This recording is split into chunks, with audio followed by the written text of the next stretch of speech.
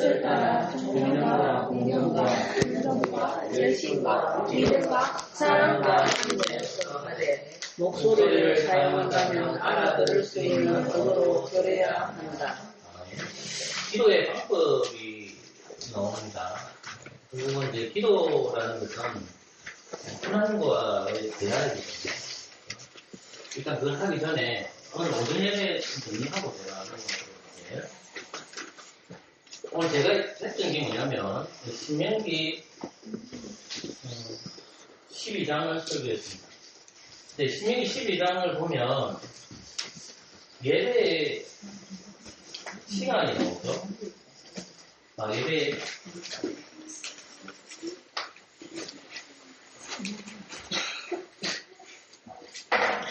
장소가 나옵니다. 자, 두 번째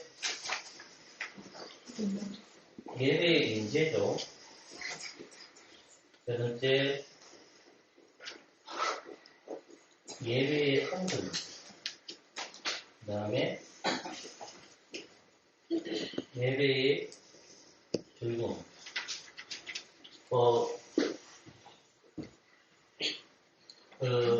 출애굽기 23장하고 조금 헷갈리는데 레위기 23장 절기가 안 나올 거예요. 확인해보세요. 이거는 하나님께서 지켜야 하는 절기를 얘기하죠. 그 절기가 무슨 절기가 있죠? 6월 3대 절기죠. 여기. 그 다음 무슨 절기 있습니까? 맥주절이 있습니다. 77절 또는 7절 77절입니다. 그 다음 뭐죠?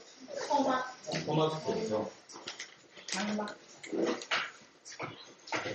수장절이라고 하고 토막이라고 합니다. 장막이라고 합니다. 자, 그럼 보십시오. 지금 내가 말씀드렸던 게 뭐냐면 6월절, 맥주절, 토막절은 하나님께서 그들에게 가르치는 게 뭐죠? 예배의 뭐죠? 시간이죠. 그죠? 신명기 12장에서는 시간에 대한 것을 설명하지 않아요. 그러니까 시간은 다른 부분에서 얘기하는데 그 다른 부분이 아까 제가 말한 출애굽기 23장과 레위기 23장을 언급해야 되고, 그리고 이스라엘의 출애굽기 23장을 보면 남자들이 이 3대 절기를 지켜야 된다는 것이 나와 있죠. 그러면 남자들이 했을 때에 대표자. 이게 맞습니다. 틀리지 않습니다. 근데 이제 우리가 착각 안 해본 거죠. 남자들만 간다고 생각하니까 당연히 가족들은 가겠습니까? 안 가겠습니까? 안 가겠다라는 생각을 하고 여기에 노예도 안 가도 되는지 생각하는데 그게 아니라는 말입니다. 남자는 대표성을 가지는데 이제 신명기 12장을 보니까 12장에서 예배 시간은 말씀하지 않지만 우리가 당연히 이 예배 시간이 요 3대 절기를 이스라엘 남자라면 다 지켜야 된다는 의미 알고 있죠. 그죠? 그럼 시간은 정해진 거죠. 그럼 1년에 몇 번 어디로 가야 돼요? 하나님께서 말씀하시는 그 장소로 가야 되잖아요. 그러면 이스라엘이 여기에는 90파 반이 있고 여기에는 9파 반이 있단 말입니다. 그러면 예루살렘 여기 있단 말입니다. 그럼 위에 있는 사람은 일단 내려와야 돼요. 뒤에 있는 사람, 밑에 있는 사람 위로 올라가야 돼요. 여기 있는 사람 이렇게 돌아가든지 아니면 이렇게 와야 돼요. 지금 설명을 했단 말입니다. 그러면 이스라엘 백성들이 어디 항상 1년에 3번 어디로 가야 돼요? 예루살렘으로 가야 되죠. 왜 예루살렘으로 가야 되죠? 예배의 장소 누가 정하셨죠? 하나님께서 그렇죠. 예배의 장소는 어디라는 말입니까? 예루살렘 성전이기 때문에. 그래서 하나님께서 말씀하시는 그 성전으로 찾아가야 되죠. 그게 택하신 곳으로 나가는 겁니다. 신명기 12장에는 택하신 곳. 누가 택한 거죠? 하나님이 택하신 그곳에서 예배드리는 겁니다. 그곳은 누가 인지합니까? 그래서 하나님 앞에라는 말이에요. 이제 누가 임해죠? 하나님이 그곳에 임하신다. 그래서 하나님 주제라 했죠. 출애굽 19장에 가보시면 출애굽 19장을 볼 때에 자 출애굽기 19장을 보면 하나님께서 여기 임재하셨죠. 네. 임재하셨는데 이스라엘 백성들은 어디 있느냐? 여기 이스라엘 백성이 모세는 어디 있죠? 하나님이 올라오시라 해가지고 모세가 여기에 있죠. 그죠? 그러면 이스라엘도 누굴 보는 겁니까? 이렇게 보겠죠, 하나님은? 이쪽도 보겠죠? 누가 더 가까이 보는 거죠? 모세. 그럼 모세는 들어갈 때 어떻게 들어가야 됩니까? 하나님께서 말씀하신 하나님 말씀 들어가야 되는데 일단 몸을 씻어야 돼요. 그럼 또 무엇 씻으라 합니까? 옷을 씻고 들어야 돼요. 둘 다 뭡니까? 씻는 거죠? 씻어. 이 씻음은 뭡니까? 깨끗해야 되는 거죠. 그리고 이게 결국 그 씻음이라는 것이 성령의 사역과 관련되어 있죠. 성령이 우리를 덮어주시니까 하나님께서 나아가는 거죠. 이해됐습니까? 우리 애들을 성령께서 이렇게 나가신다는 거죠. 이해됐죠? 근데 이스라엘 백성은 못 올라가요. 왜 못 올라가요? 그런지 하나님이 오라는 말 안 했으니까. 근데 여기까지 나왔죠? 근데 산에 올라오지 말아요. 왜요? 올라오면 뭐 될까요? 죽어요. 그렇죠. 왜냐하면 죄인들이기 때문에. 물론 이분도 죄인입니다. 하나님은 죄인이 아니시잖아요. 의로우신 분이시니까.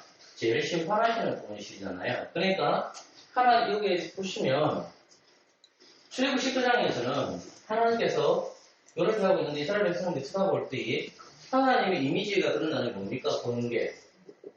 그건 뭐죠? 천둥. 그 다음에 뭐죠? 소리가 있죠. 어떤 소리? 나팔 소리. 그 나팔 소리는 뭐라고 합니까? 하나님의 음성이라고 얘기합니다. 그러면 소리가 들려지겠죠, 이렇게. 근데 이스라엘 백성들이 소리를 듣죠. 그럼 눈으로 보겠죠. 소리 듣고 눈을 뜨니까 어떻게 돼요? 그 사람들이 공포스럽죠. 왜 공포스럽죠? 죄인이기 때문에. 이해됐습니까? 자, 그런데 이제 그 공포에서 예배가 즐거움이라는 것을 얘기하는 게 어딜까요? 반대절기라는 거. 이해되겠습니까? 자, 그러면 반대절기 신명기 12장에 보시면 예배에 참석하는 사람이 누구였죠? 이스라엘이죠. 네. 이스라엘 중에 누구입니까? 가족들이죠. 네. 그 다음에 그 가족들, 이스라엘 집안들이 누구로부터 배우죠? 레인들이 같이 참석하잖아요. 그럼 예배 참석할 때 그들이 뭘 가져가요? 예물을 들고 가잖아요. 짐승을 들고 가잖아요. 자, 김경님 눈 뜨세요. 자, 예물을 드리죠? 자, 그러면 예배 즐거움이 있죠. 그러면 하나님이 그들과 함께 뭐 하는 거예요? 교제하죠. 즉 음식을 어떻게 하죠? 나눠 먹죠. 여기는 없죠. 네. 이쪽에서 하나님께서는 3대절기 때 그들과 뭐 하는 거예요? 교제하죠. 근데 1년 몇 번? 세 번. 3번 하죠. 네. 그죠? 자, 그런데 이제 누가 오셔야 되는 거죠? 이제 이거를, 자, 왜냐면 오늘 소개가 쉬운 소개가 아닙니다. 그래서 쉽게 설명을 하고 보시고. 이해 못하시면 또 저한테 질문하세요. 자, 6월절, 예수님께서 6월절을 성취하시죠? 예수님이 6월절을 성취했습니다. 예수님이 성취하기 위해서는 뭘로 와야 되죠? 어린 양으로 오셔야 되죠. 어린 양으로 와야 되죠. 그러면 예수님이 어린 양으로 왔다는 것을 누가 얘기하죠? 소리 들었잖아요. 누가 얘기했습니까? 예수님이 어린 양으로 왔다는 누가 얘기했죠? 누가 했습니까? 사도 요한입니까? 세례 요한입니까? 세례 요한입니다. 세례 요한이 예수님을 보시고 저게 어린 양이 온다. 어린 양이 가있잖아요. 어린 양이라는 말은 부분이 어떻게 된다는 말이에요? 우리를 위해서 죽으신다. 예수님이 필요하면 우리가 달리시는 거예요. 그러니까요. 그러면 예수님이 어린 양이 왔는데 예수님이 공생에 몇 년 하시죠? 3년 하시죠? 그럼 나이 몇 살이에요? 33세가 되죠. 33세 예수님이 돌아가신 날이 무슨 절기였죠? 6월절 날 돌아갔습니다. 6월절 어떤 양으로? 어린 양으로 돌아갔습니다. 어디서 돌아가셨죠? 골고다 언덕에서 무을 지시고 십자가를 지시고 주님이 죽으셨죠. 어린 양이 되셨죠. 어린 양이 됐다는 말은 예수님께서 뭐가 되셨단 말입니까? 피죠, 피. 이해됐습니까? 그리고 예수님께서 모든 6월절을 다 성취하셨잖아요. 그죠? 그러면 6월절이라는 것은 뭡니까? 한마디로 얘기하면 이스라엘 백성들에게 고난이죠, 고난. 어떻게 보면. 지금까지 이해됐습니까? 네. 자, 그리고 나서 50일째 되는 날이 옵니다. 이미 예수님 어디 올라가셨죠? 하늘로 올라가셨죠? 누구 곁에 있는 거죠? 자, 성부와 성자와 있는데 성자 하나님께서 성부 하나님한테 두분 올라가죠. 그게 뭐예요? 성령님을 보내주시죠. 그게 며칠 날 오는 거죠? 50일째 되는 거거든요. 자, 이스라엘 백성들이 언제 나왔죠? 6월절에 나왔죠. 50일째 되는 어디 도착했죠? 지네살 도착했죠. 네. 자, 보세요. 이스라엘 백성들이 애굽에서 나왔죠. 예. 그리고 어디 도착했죠? 지네살에 도착했죠. 네. 지네살 도착해서 하나님 뭐 주셨을 때? 율법을 주셨잖아요. 또는 말씀을 주셨죠. 네. 자, 예수님이 6월절 어린 양이 되셨죠. 예. 하늘로 승천하셨죠. 예. 뭘 주죠? 성령님이 이 땅에 성령님을 주시는 거죠. 네. 자, 율법은 그를 보고 하나님 말씀 답하는 거죠. 네. 성령의 법이잖아요. 성령의 법은 성령의 말씀이고 성령의 율법이죠. 그게 어디 있는 거예요? 우리 마음에 새겨주는 거예요. 성령이 우리 안에 거하시는 거예요. 이해되겠습니까? 네. 그러니까 6월절 날에 그리스도께 죽으시고 누구 오신 거죠? 성령님 50일째 날에 오시는 거죠. 네. 그러니까 맥주절은 결국 예수님께서 6월절을 성취하셨는데 그 성취한 것을 또 완성하신 분이 누구죠? 성부와 성자와 그다음 누구십니까? 성령님께서 오셔서 오순절날 성령 강림이 되는 거예요. 네. 그죠? 그럼 오순절 성령 강림이 해졌을 때에 오순절 분회상 있죠. 그리고 나서 그 다음 절이 무슨 절이죠? 초막절이죠. 초막절은 어떠냐면 7월 15일인데 7월 15일 이스라엘 백성들이 이 가나안 땅에 산다말입니다.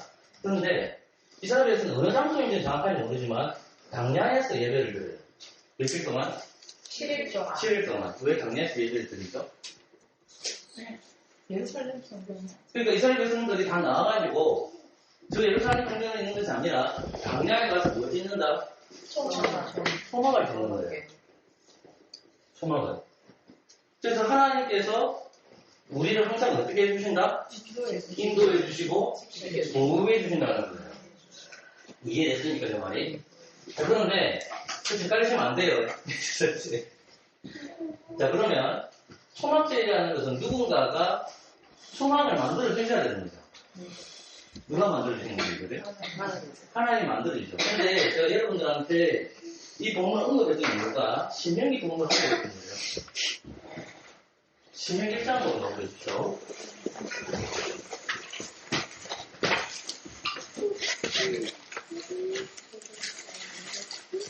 잘 이해하시고 넘어가야 됩니다. 자, 31절부터 39절까지. 자, 한번 읽어볼까요? 31절부터입니다. 시작. 광야에서 너희가 당하였거니와 사람이 자기가 들어 한 명씩 너희 하나님 여호와께서 너희의 부모 중에 너희를 하는 사람 이곳까지 이르게 하셨느니라. 이 일에 너희가 너희 하나님 여호와를 믿지 아니하였도다. 그는 너희 앞서 행하시며 장막 채소를 하시고 밤에는 불로 낮에는 구름으로 너희의 갈 길을 지시하시느니라. 그렇죠? 그 마지막 구절에 보면 뭐가 나옵니까? 소막이라는 단어가 나오죠. 그는 뭐를 번역되어 있죠? 장막이죠, 장막. 자, 누가 장막을 치셨죠? 하나님이 이스라엘 백성들이 지금 가나안 땅에 들어가야 돼요. 광야 생활을 해요. 광야 생활을 해요. 그럼 광야 생활할 때 누가 인도하시는 거죠?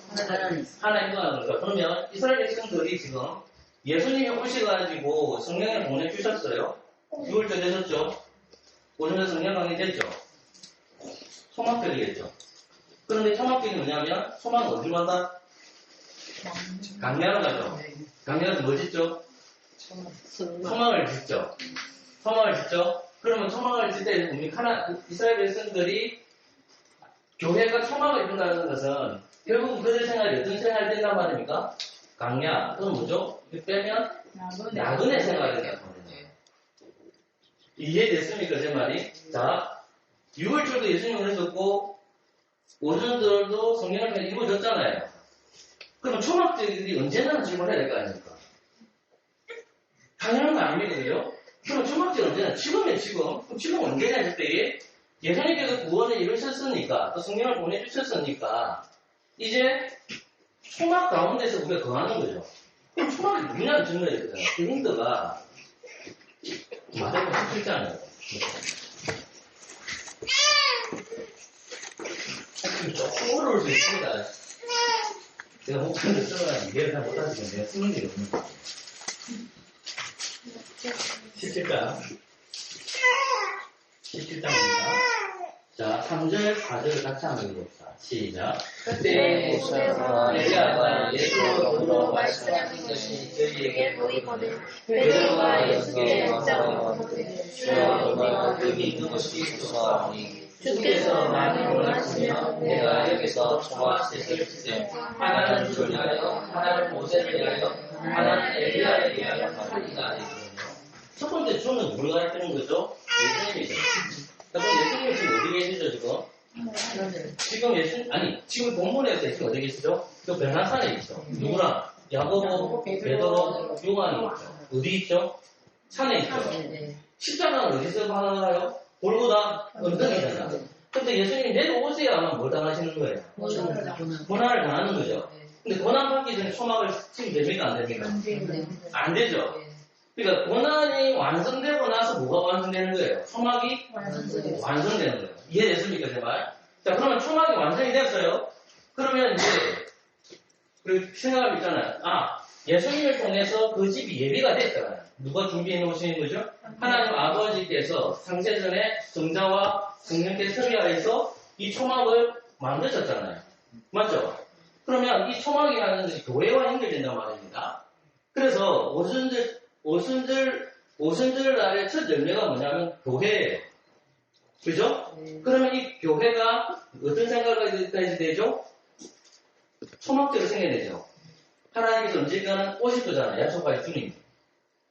그죠? 그럼 약속하신 주님이 오실 건데 교회가 어떻게 살아야 됩니까? 하나님의 인도와 보호를 생각해야 되는 생각하지 말아야 됩니다. 생각해야 된다는 거예요. 그러니까 예수님이 초막이 되셨는데 지금 집이 쉬었는데 그들이 우리가 강약하게 살지는 않잖아요. 우리가 강약하게 살지는 않잖아요. 근데 이스라엘 백성은 실제로 어떻게 한 거예요? 강약을 갔어요. 강약을 가서 뭐 진 거예요? 초막을 짓는 거라. 그 절기, 우리는 절기를 지키기 위해서 여린양을 잡지도 않고 초막을 짓게 밖으로 나가지도 않잖아요. 왜 우리가 그렇게 안 하죠? 예수님이 6월절 왔기 때문에. 성령이 funk치하셨잖아요. 그리고 예수님께 누굴 보내주기 때문에? 성령을 주기 때문에 우리도 그렇게 강력히 임했잖아요. 그러면 초막, 예수님이 뭐가 되시기 때문에? 초막이 되어주시기 때문에. 이해되겠습니까? 그죠? 그러면 이 초막, 이 땅의 교회 어디예요? 저는 교회를 보냅니다. 그리스도의 몸이기 때문에. 그러면 이 초막을 이 땅에 있잖아요. 그러면 초막절 의미가 뭡니까? 하나님의 인도와 보호잖아. 인도가 뭐죠? 그리고 하나님께서 뭘 보내주신 겁니까? 성령님을 보내주신 거죠. 성령님을 통해서 교회가 어떻게 되는데 계속해서 뭐죠? 하나님의 보호와 인도를 생각하는 거예요. 그럼 언젠가 주님이 오시겠지. 그죠? 그러니까 여러분들이 초막절의 의미도 알아야 되지만은 6월절도 의미를 알아야 되지만 오순절 의미도 다 알아야 되겠죠. 초막절 의미를 어떤 분들은 어떻게 생각하냐면 보이는데 자아가지고 공부하는 분 이게 많이 부딪히는 분이 많아요. 한 분. 자, 예수님의 십자가 사건이 있습니다. 그리고 조금 있다가 오순절 성령 강림절이 있습니다. 그리고 저는 요 전체 그리스도가 오시는 전까지 뭐로 보냐면 초막으로 봐요. 이해되겠습니까? 여기까지 이해됐어요? 근데 어떤 분들은 어떻게 얘기하냐면요. 이 초막을 지금 완성된 게 아니라 다른 개념으로 설명을 해요. 어떤 설명을 하냐면 초막의 개념을 이거는 전천연적 개념인데 저도 이해를 잘 못하겠어요. 예수님 언제 오시는데 오시고 나서 집을 짓는다는 말이에요. 난 이해가 안 되더라고 라고 얘기하니까. 이렇게 생각하지 마시고 초막이 이렇게 있으면 예수님을 통해서 칩을 치는 거예요, 지금. 이 교회예요, 교회. 예수님 초막이 있으니까. 그러면 교회가 자기 마음대로 살면 안 되잖아요. 그러면 하나님 인도와 보호하심을 누구를 통해 이루어지는 겁니까? 그게 성령님의 사역을 통해서 이루어지잖아요. 성령님이 내조하신다고. 예수님은 항상 우리 보고 제자들에게 뭐라고 얘기했습니까? 내가 항상 너희와 함께 하리라 했잖아요. 그리고 성령을 보내주시는 거예요.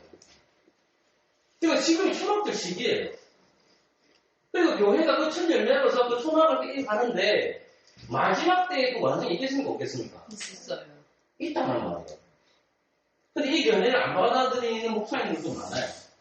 그걸 보지는 마시고 그냥 초막절을 통해서 그리스도께서 완성하셨던데 최초로 맨 마지막에 초막 완전하게 완성된 은혜를 했을 때에 예수님이 오실 때에 그 초막은 완전하게 이루어지는 겁니다. 그러니까 시간상으로 보면 십자가 사건이 사실은 뭡니까? 6월절이죠. 50일째 되는 날이 뭡니까? 오순절 중령강이. 그리고 나서 좀 이따 뭐가 이루어지는 거죠?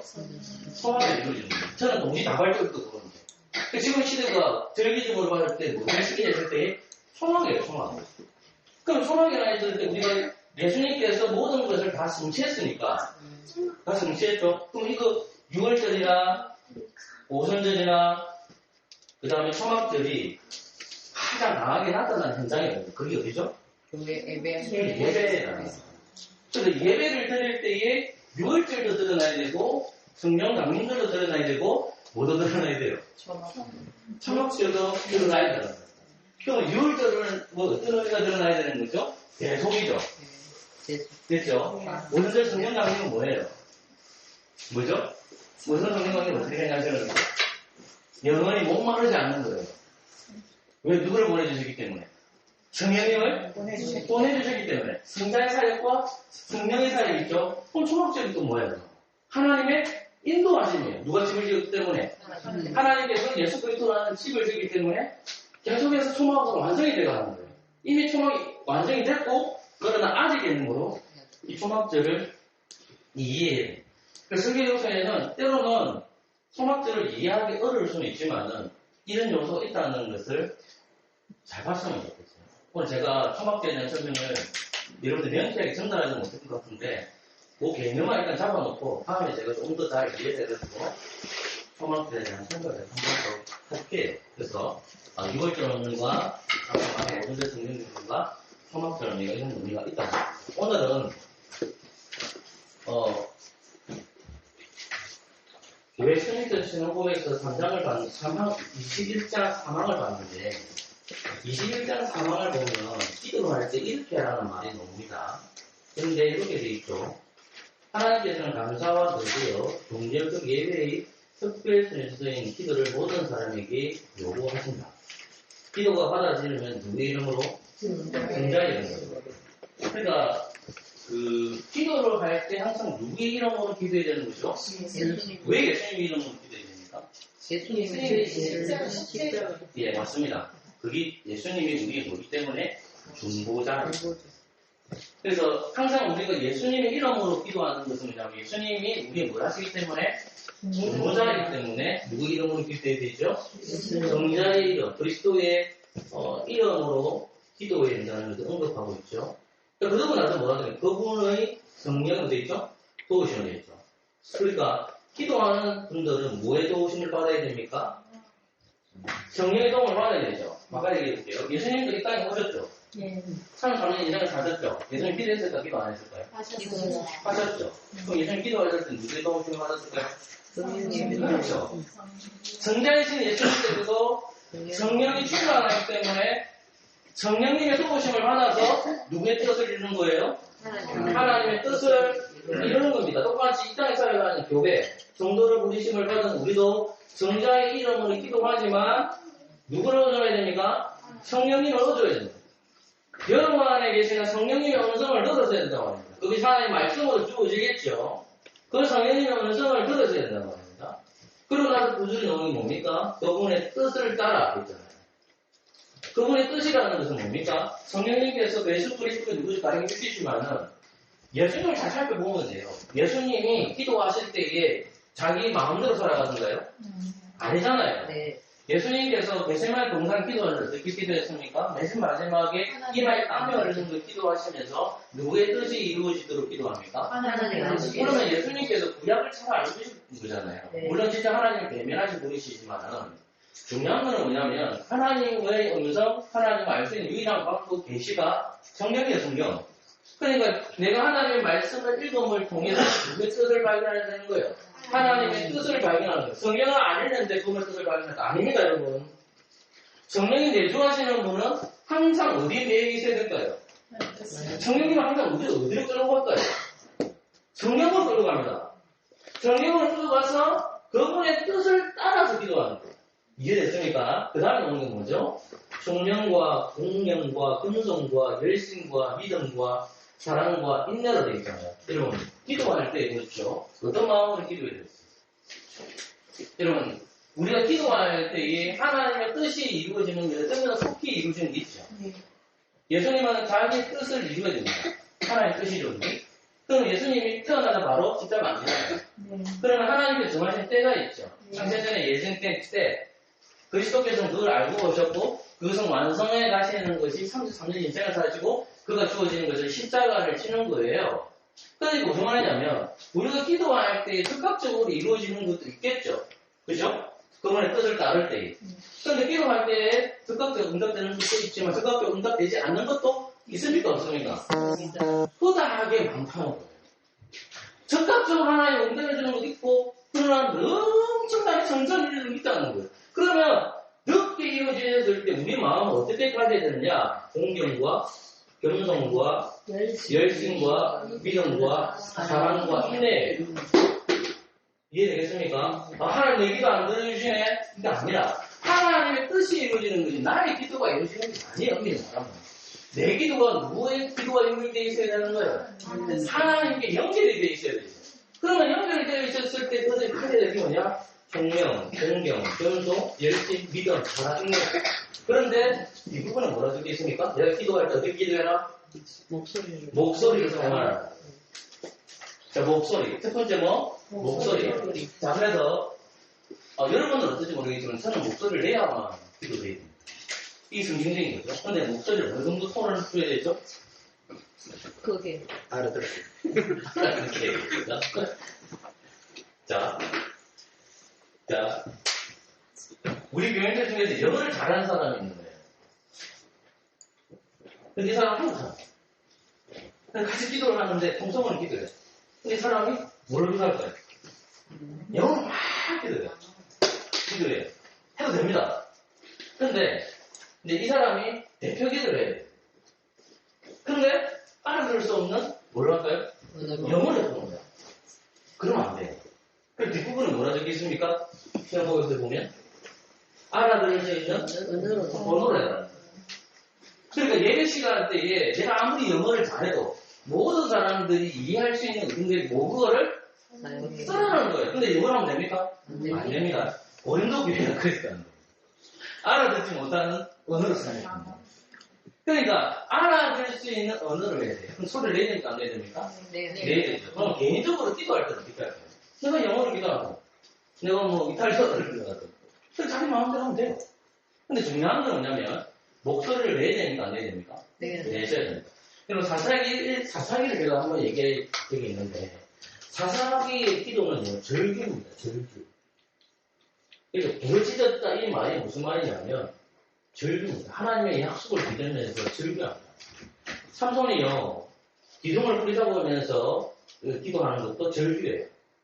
예수님이 십자가를 매달 때도 절규의 기도예요. 그러니까 우리의 기도를 할 때 소리를 작게 내는 것도 가능하죠. 일단 소리를 내야 되니까. 그러나 때로는 우리는 절규하면서 기도해요. 때로는 소리를 내어서 기도해야 됩니다. 그리고 어떤 분들은 계획주 신앙을 가지신 분들 중에서 하나님이 옆에 있고 항상 가까이 있는 거예요. 땡깡을 들고 이렇게 하시는 분도 계시지만 저는 그거 안 받아듭니다. 때로는 절규하시고요. 때로는 오셔야 돼요. 때로는 기도해야 됩니다. 그래서 우리가 상황을 보면 결국은 알아들을 수 있는 언어를 기도해야 되는데 그것이 다른 말이 우리의 한국어로 기도해야 돼요. 상황을 보시면요. 상까지만 할게요. 상황을 보시면 다른 거 다 받아들이는데 뒷부분은 이 부분이 뭡니까? 그럼 다시 한번 읽어보겠습니다. 일단 다음에요. 시작. 기도는 합법적인 삶과 생존하고는 의욕에 생존할 모든 부류의 사람을 위하여 할 수 있으나 죽은 자들이나 사망에 있는 자들을 그런 것으로 알려진 자들을 위하여서는 할 수 없다. 보시면 두 가지는 받아들입니다. 그래서 그다음 한 가지는 못 받아들이는 보겠습니다. 자, 첫 번째 받아들이는 건 뭐냐면 기도는 합법적인 삶과 생존하거나 이후에 생존할 모든 부류의 사람들을 위하여 기도해 준다는 겁니다. 이 말 한마디는 뭡니까? 한 사람만 위해서 내가 기도하라. 이 말을 받아들여야 되죠. 그 다음에 두 번째, 죽은 자들이나 사망에 이르는 죄를 범한 것을 알린 자들에 대해서 할 수 없다고 되어 있거든요. 이런 죽은 자들을 위해서 기도해야 됩니까? 기도하지 말아야 됩니까? 할 필요 없고. 기도해야 됩니까? 안 해야 됩니까? 죽은 자들을 위해서 기도할 필요가 있나요? 없나요? 없어요. 없습니다. 이미 결정되어 있기 때문에. 만약 죽은 자들이 이러면 지옥가 있으면 어떻게 할 건데요? 아무도 안 들어줍니다, 그거. 끝난 거예요. 굉장히 제가 들리겠지만. 근데 뒷부분을 제가 못 받아들이는 겁니다. 제가 아무리 사도 있는 것은 알아요. 뒷부분에 뭐가 되어 있습니까? 사망에 이를 죄를 범하는 알려진 자들에 대해서는 할 수 없다. 사망을 위하여 죄를 범하는 것이 뭘까요? 사망이 뭐겠습니까? 사망에 이르는 죄가 뭐죠? 예수님을 믿지 않는 거. 아, 그것도 맞겠죠. 근데 이 시대가 잘 보시면 18세기쯤 되잖아요. 그때에 영국에서 이 신앙고백서가 나올 때에 사망에 이르는 놈들이 누구가 있습니까? 로마 교회에서도 있고 누구죠? 왕 쪽에서도 있습니다. 그러니까 자기들을 대적하는 자들이잖아요. 그러니까 무슨 말이냐면 우리는 죽은 사람들을 위해서 기도하지는 않죠. 그죠? 근데 뭐 지금 예수 안 믿는 사람들은 사망에 있는 사람들인데 우리 기도합니까 안 합니까? 해야 됩니다. 그렇죠. 해야 돼요. 이 부분은 조금 제가 안 받아들이는 겁니다. 여러분 받아들이지 마세요. 사망에 있는 사람들을 오늘 어떻게 되죠? 기도해야 된다. 이거는 제가 보기엔 역사적 현장에서 이 고백문이 나왔기 때문에 이렇게 적었던 것 같아요. 그래서 다른 분들도 이걸 안 받아들이는 분이 많습니다. 이 부분은 조금 우리가 살려서 그러면 좋겠습니다. 죽은 자를 위해 기도할 수 있을까요? 없을까요? 죽은 자는 없어요. 할 수 있습니다. 여러분 제가 여러분들 중 부모님들 중에서 예수님 있다고 돌아가시는 분 있으면 낙로당에 있었잖아요. 죽은 사람을 위해서 기도를 못하죠. 근데 이렇게는 할 수 있잖아요. 아버지 알겠습니까? 그렇게 오면 있다가 하면 나도 가겠네요. 이 정도는 우리가 말을 할 수 있잖아요. 그 정도는 할 수 있다고 생각합니다. 그러나 이제 우리가 기도를 하는 것은 죽은 자를 위해서는 기도를 할 수 없고요. 또 사망에 이르는 자가 지금 살아있다면 그 사람이 행세가 돌아오도록은 반드시 우리가 기도를 그 정도 선으로 좀 이해를 해주시면 좋겠어요.